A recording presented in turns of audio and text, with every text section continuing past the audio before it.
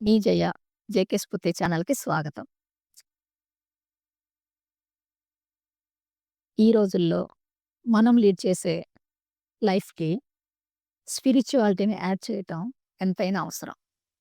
స్పిరిచ్యువల్‌గా ఉండటానికి few tips beginners కోసం ఈరోజు మీతో నేను షేర్ చేసుకుంటాను. వాటిలో ఫస్ట్ టిప్ ఏంటంటే స్పిరిచ్యువల్‌గా ఉండాలి అని స్ట్రాంగ్‌గా డిసైడ్ అవ్వాలి ఫస్ట్. అలా డిసైడ్ అవ్వకపోతే మన ముందు ఎన్ని ఈజీ మెథడ్స్, ఎన్ని ఈజీ టిప్స్ ఉన్నా కూడా మనకి రిజల్ట్ రాదు.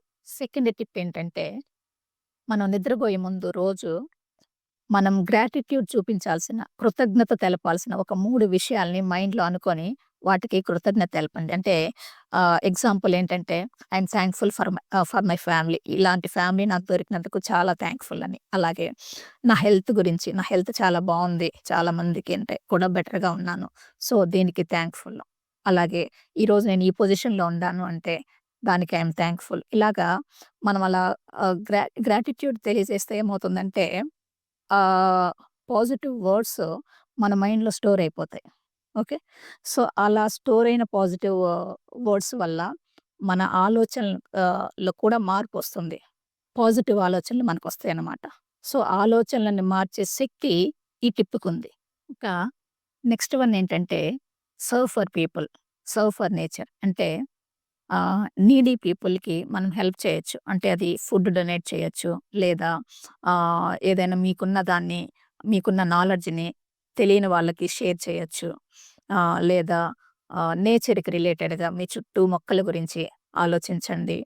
అలాగే నేచర్ గురించి ఎస్పెషల్లీ ఈ ప్లాస్టిక్ యూసేజ్ మీద ఒక డెసిషన్‌కి రావచ్చు.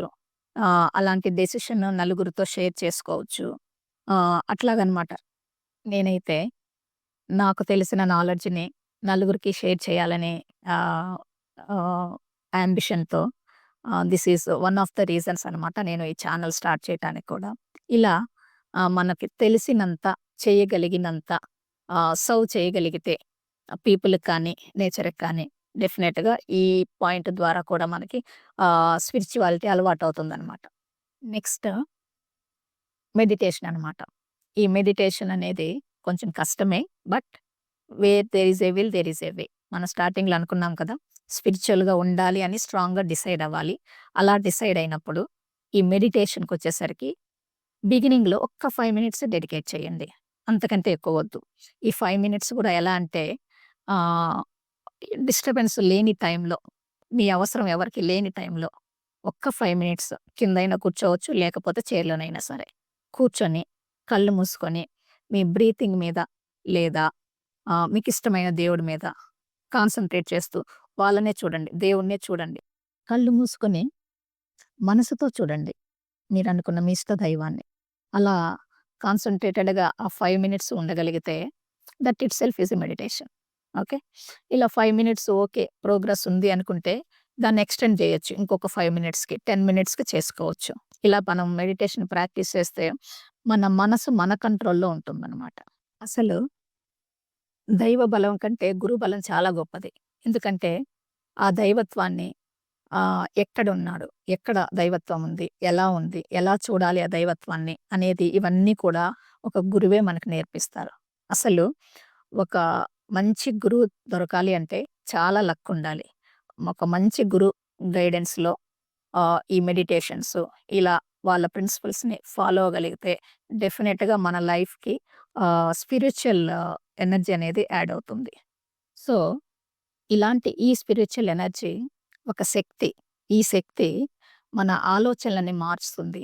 అలాగే మానసికంగా ధైర్యంగా ఉండేటట్లు కూడా చేస్తుంది. అలాంటప్పుడు ఇంకెందుకు ఆలస్యం? ఈ స్పిరిచ్యువల్ ఎనర్జీని ఎలా తెచ్చుకోవాలి? ఎలా ప్రాక్టీస్ చేయాలనేది ఈ ఫ్యూ టిప్స్‌తో ఫాలో అయిపోయి స్పిరిచ్యువల్‌గా ఉండగలరని ఆశిస్తున్నాను. వీడియో నచ్చినట్లయితే లైక్ చేయండి, షేర్ చేయండి. అలాగే ఛానెల్‌ని సబ్స్క్రైబ్ చేయండి. జయ ఫ్రమ్ జేకే స్ఫూర్తి ఛానల్. Thank you.